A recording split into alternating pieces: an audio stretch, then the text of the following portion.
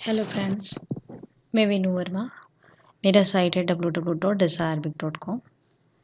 Phone call part 1 मैंने upload किया था। वो जो उषा की कहानी है, हाउसवाइफ है और वो अपने अतीत और वर्तमान से जूझ रही है, लड़ रही है, अपने आप को पहचानने की कोशिश कर रही है। तो चलो चलते हैं उषा की कहानी का second part, phone call part 2। Usha ने दरवाज़ा खोला। बच्चे भागते हुए अंदर आए। आते ही बोले, मम्मा बहुत जोर की भूख लगी है। इतना सुनते ही उषा किचन में भागते हुए गई और अपने आप से कहा, आज तो मुझे समय का पता ही नहीं चला। मैंने तो खाना ही नहीं बनाया। और अंदर से माँ जी के चिल्लाने लगी, भूखे मारना है क्या बहू आज। लेकिन उषा अपने पुराने दिनों में अब भी गुम थी। उसके दिमाग में अब भी बहुत कुछ चल रहा था और साथ में विनय ने मैसेज का रिप्लाई किया या नहीं, यही सोच रही थी। उषा को आज पिंकी, जो उसकी बेस्ट फ्रेंड थी, उसकी भी बहुत याद आ रही थी। रोहन के मिलने के बाद उषा ने सब कुछ छोड़ दिया। केवल रोहन ही उसकी पूरी दुनिया बन गया था। आज उषा रोहन की आधी दुनिया भी नहीं थी।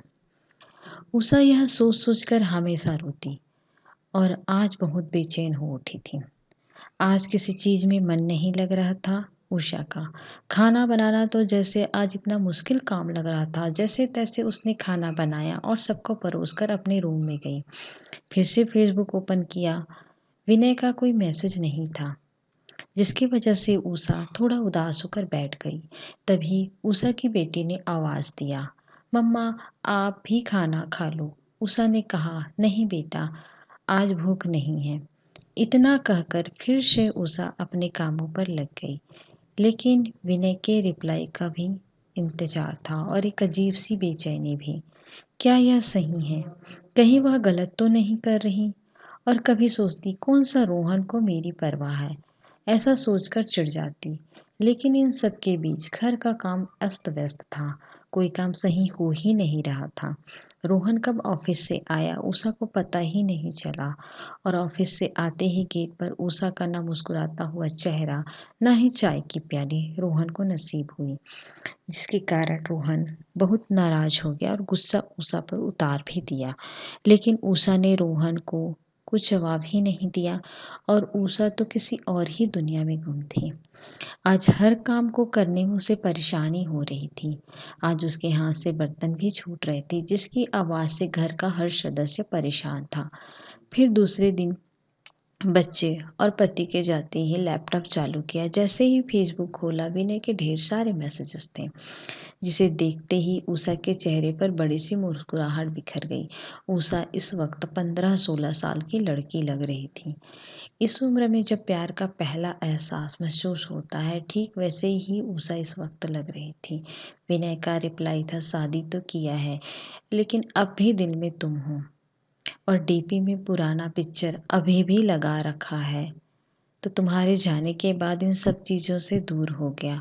और तुम कैसी हो उषा, तुमको देखने का मन करता है। फेसबुक से ही तुम गायब थी। बरसों बाद हमारी याद आज कैसे आ गई। तुम्हारे कितने बच्चे हैं, रोहन कैसा है, और भी बहुत कुछ लिखा था विनय ने।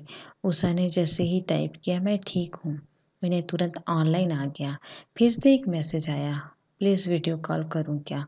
उषा ने कहा, नहीं, फिर कभी वीडियो में बात करेंगे। फिर दोनों ने लंबी बातें की। फिर उषा ने अपना नंबर विनय को दे दिया। विनय के बार बार कहने पर उषा ने वीडियो कॉल तो नहीं, पर अपना सेल्फी सेंड किया। बहुत दिनों बाद आज उषा ने मेकअप किया था। थोड़ी देर बाद विनय का रिप्लाई आया, आज भी बहुत सुंदर लग रही हो, तुम्हें देखने का मन कर रहा है। ऐसा पढ़ते ही उषा ने रिप्लाई किया, मैं बहुत मोटी हो गई हूँ। रोहन अब मुझसे प्यार नहीं करता। विनय बोला, पागल है वो। उषा बोली, ठीक है कल बात करते हैं। विनय बोला, कल क्यों।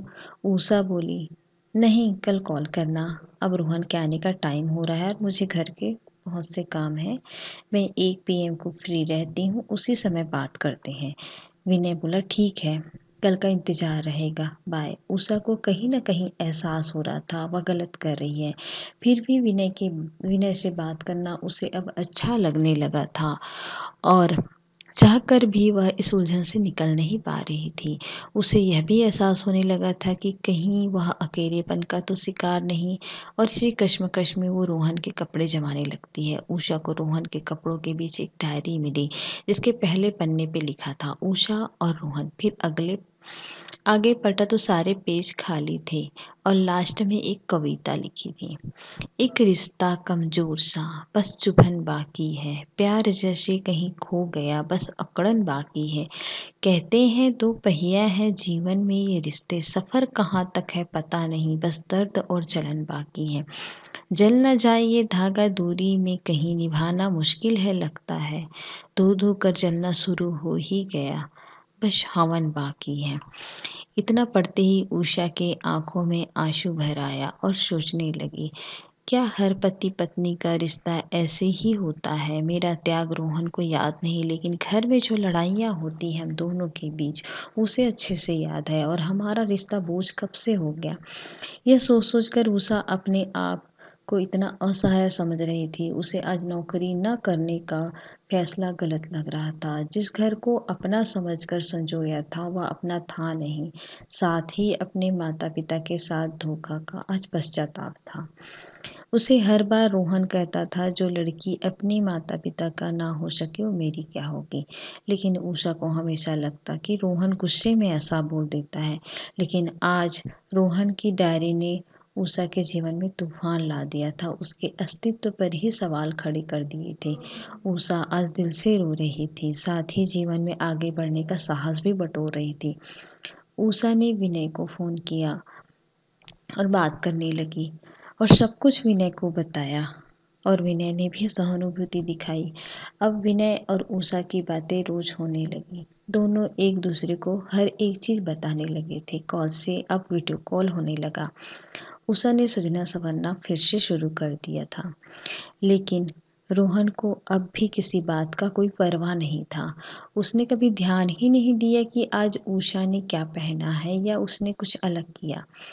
लेकिन इन सब के बावजूद उषा खुश नहीं थी। उसे विनय से कब प्यार था? उसे तो कल भी रोहन और आज भी रोहन से प्यार था, और रोहन के प्यार के लिए आज भी वो कुछ भी कर सकती थी। उषा ने एक फैसला लिया और सुबह उठते ही रोहन से बोली, रोहन मैं फिर से नौकरी करना चाहती हूँ। और रोहन का जवाब था, तुमको जो सही लगे। तो ये था उषा की कहानी फ़ोन कॉल पार्ट 2। आपको कैसा लगा आप कमेंट करके बताइएगा, और इसी तरीके से और स्टोरी पढ़ना चाहते हैं तो मेरे साइट पे आके पढ़ सकते हैं। बहुत बहुत धन्यवाद।